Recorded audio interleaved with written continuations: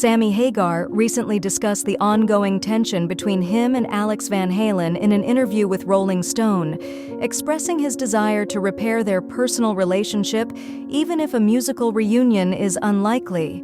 He revealed that reconciling with Alex is on his bucket list, and he has made several attempts to reach out, including through Van Halen's manager, Irving Azoff.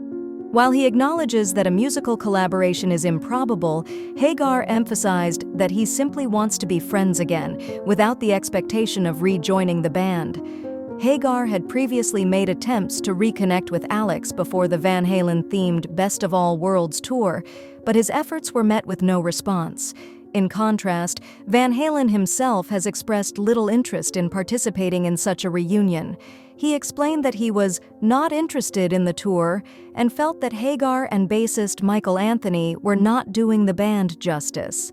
Additionally, Van Halen's recent memoir, Brothers, largely omits Hagar's era with the band, focusing primarily on the group's early years with David Lee Roth. Although Hagar admitted he was hurt by his exclusion from Brothers, he took a compassionate view on the situation. He acknowledged the difficulties Alex faced, such as the loss of his brother Eddie and his own health struggles, which he believes might explain Alex's reluctance to engage with him. Hagar reflected on how devastating it would be if he were no longer able to perform, which added to his empathy for Alex's situation. Still, he couldn't help but feel sadness over the lack of acknowledgement of the Van Hagar years, especially since he and Michael Anthony felt a responsibility to carry on the legacy of that era.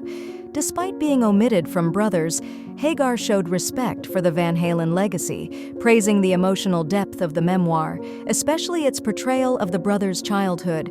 He suggested that Alex might have plans for a more comprehensive second volume that could include their time with Hagar, acknowledging the emotional weight of the band's history. Hagar's feelings of exclusion, however, further reinforced his belief that he and Michael Anthony are the rightful stewards of the Van Hagar catalog, especially since Alex and Eddie's involvement in that era seems increasingly unlikely. Before his tenure with Van Halen, Hagar had a successful solo career, and Van Halen had gone through various lineup changes.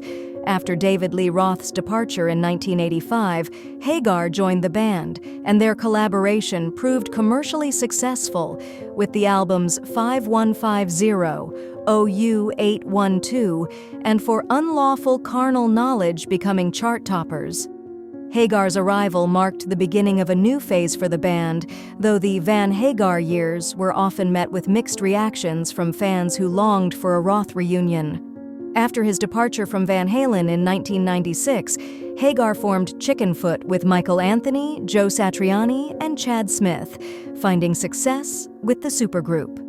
Despite the band being on hiatus due to members' other commitments, Hagar and Anthony continued to work together, releasing live albums and new studio material.